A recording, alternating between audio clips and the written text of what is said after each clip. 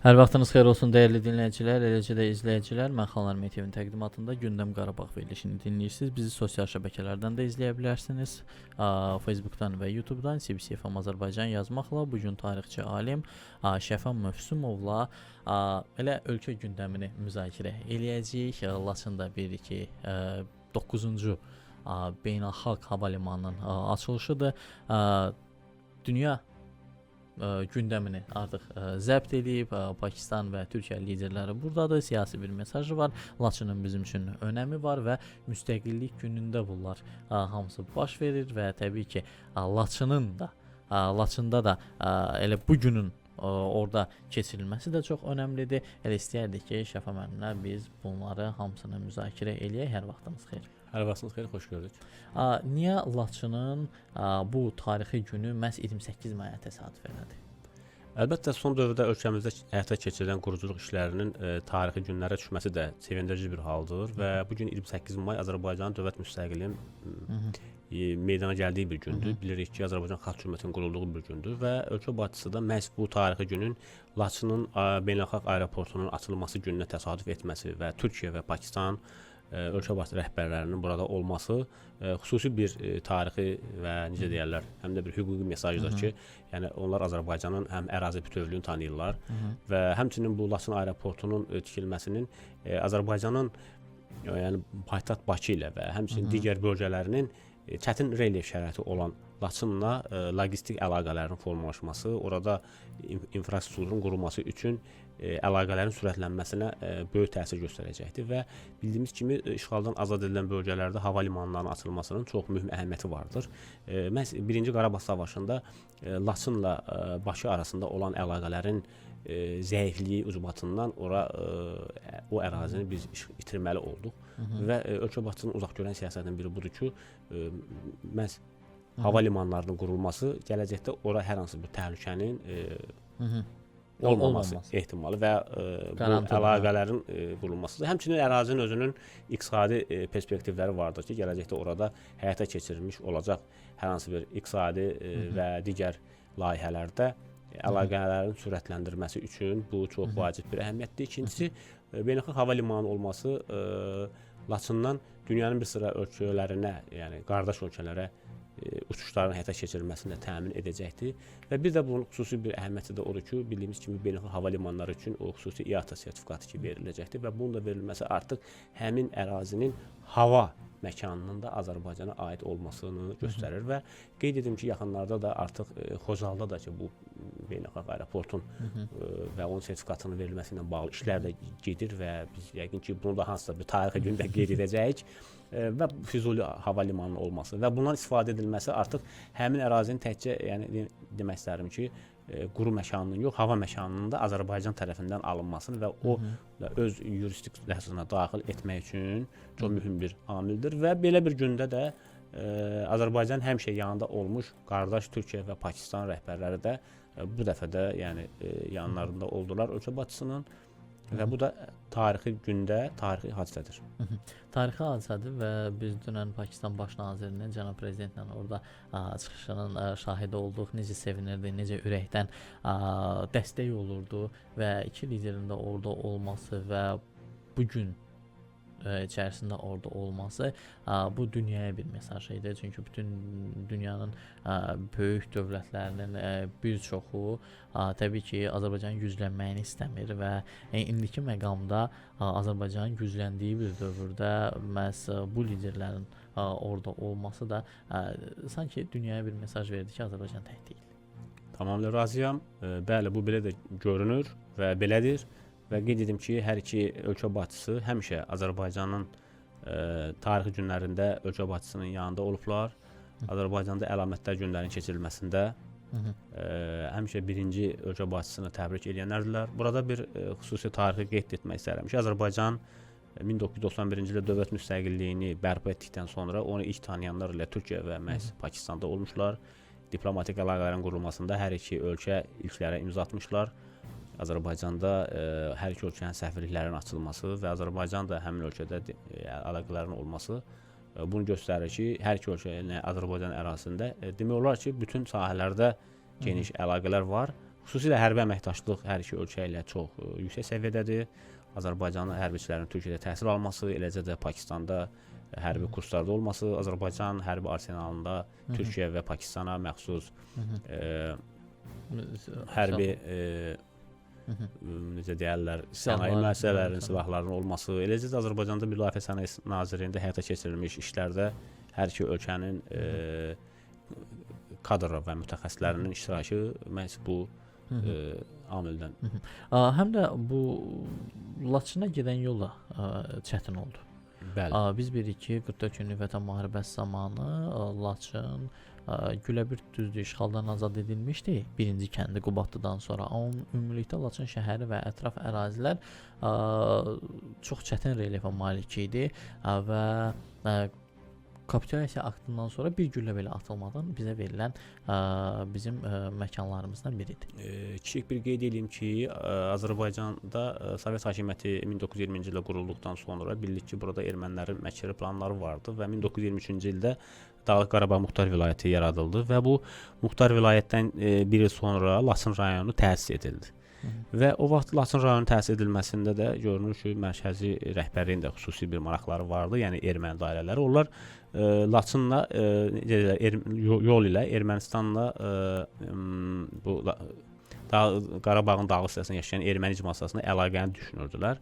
Və bildiyimiz kimi Laçında bir koridor var, ona ermənilər həyat yolu deyirlər və onlar belə iddia edirlər ki, məsələn Azərbaycan həmin yolu 1-ci Qarabağ savaşında güya kəsibdi, yəni bizim ordunun nəzarətində olurdu, amma əslində bu belə deyildi.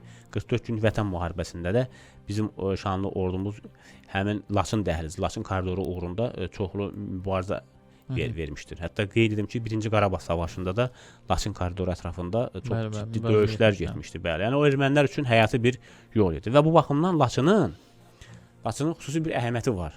Yəni ermənilər üçün ki, onlar onu bir əlaqə kimi görürlər, bir həyat xətti kimi görürdülər. Bax, bu demək istəyirəm ki, bu baxımdan çox mühüm bir strateji yeridir və artıq 90-cı illərdə ordumuzun da siyasi rəhbəri arasında əlaqələrin pozulması, beynəlxalq güclərin Ermənistanı dəstəkləməsi may ayının 18-də artıq Laçının işğalına gətirib çıxartdı və Laçının işğal edilməsi bildiyimiz kimi artıq Azərbaycanın necə deyirlər, ruh düşkünlüyü yaratdı və digər bölgələrimizin də işğalına necə deyirlər, səbəb oldu. Və 44 günlük Vətən müharibəsində şanlı ordumuzun qazandığı qələbə, Şuşaya qələbə bayrağının sancılması düşməni kapitulyasiyaya məcbur etdi ki, bu kapitulyasiya əsasında Ağdam, Kəlbəcər və Laçın rayonu qeyd şərtsiz və döyüşsüz, deməli, Azərbaycan tərəfinə qaytarıldı. Bu ölkə başçısının keçirdiyi diplomatik görüşlərdə bu xüsusi olaraq vurğulandı və burada bir xüsusi şeyi qeyd etmək istərdim ki, Laçın koridorunun geri alınması üçün əgər hərbi əməliyyatlar keçirilsəydi, bu çox böyük bir itkiyə səbəb olardı. Bunu mən yox, yəni bütün hərbi ekspertlər deyirlər. Əvvəl ona görə ki, düşmən özü strateji bir mövqedədir. İkincisi, oranın necə deyirlər, xüsusi keçilməz maneələri özü quraşdırıbdır. Yəni bir sözlə geoloji baxımdan ərazinin çətin relyef olması və oranın necə deyirlər, strateji nöqtələrinin hərbi məqsədlər üçün məkanların düşmən xeyrinə idi və bu da qələbənin qazanılması çox çətin ola biləcəkdir. Yəni, itkimiz artıq olacaq. İtkimiz çox olacaq. Eləcə də Ağdam və Kəlbəcər də bu prinsipdən yanaşmaq lazımdır ki, yəni hər üçü də çox çətin relyefdir. Düz Ağdam bölgə olsa da burada da üstünlük bildik ki, qarşı tərəfdə idi. Orada ərazilərin minalanması, keçilməz sədlərin olması və s. və s. Amma Kəlbəcər və Laçın xüsusi olaraq qeyd etməliyəm ki, çətin relyef idi və düşmən özü orada strateji nöqtələrdə ələ keçirmişdi. Və bu baxımdan bu Laçın rayonunun qeyd-şərtsiz dekabrın 1-də Azərbaycan tərəfindən verilməsi yəni çox mühüm bir hadisə oldu.